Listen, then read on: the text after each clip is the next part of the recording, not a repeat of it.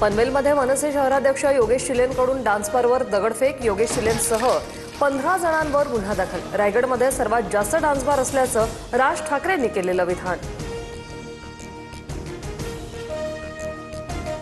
मराठी आली पाहिजे, मात्र भाषेच्या नावे हिंसा होत असेल तर त्यावर कारवाई करणार। मुख्यमंत्री देवेंद्र फडणवीसांचा दोन्ही ठाकरेंना इशारा। निशिकांत दुबे महाराष्ट्रात आल्यास स्वागत करू, कोणी विरोध केल्यास कायद्यानुसार कारवाई होईल, मुख्यमंत्री फडणवीसांचा इशारा। राजकीय मजबुरी असल्यानं दोघे ठाकरे बंधू एकत्र, बीएमसी निवडणुकांमध्ये महायुतीत जिंकणार, फडणवीसांचं विधान।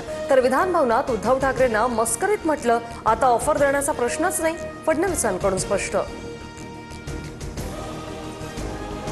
भर कार्यक्रमात राज्यमंत्री मेघना बोर्डीकरांची ग्रामसेवकाला कानशिलात मारण्याची धमकी, आमदार रोहित पवारांकडून व्हिडिओ ट्विट। तर जनतेच्या कामासाठीच रागा होता, बोर्डीकरांचं स्पष्टीकरण। मनपाकडून दादरमधील कबुतरखान्यावर जाळी, कबुतर हटवण्यासाठी 1 दिवसाची मुदत मिळावी, स्थानिकांच्या पत्रानंतर महापालिकेकडून मुदत। महादेवी हत्तीणीबाबत वनताराचा व्हिडिओ पेटा इंडियाकडून पोस्ट।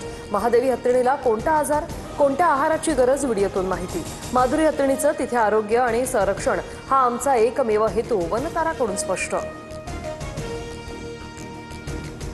कोल्हापूरच्या नांदणीमध्ये महादेवी हत्तीणीला परत आणण्यासाठी नांदणी ते कोल्हापूर मुख पदयात्रा।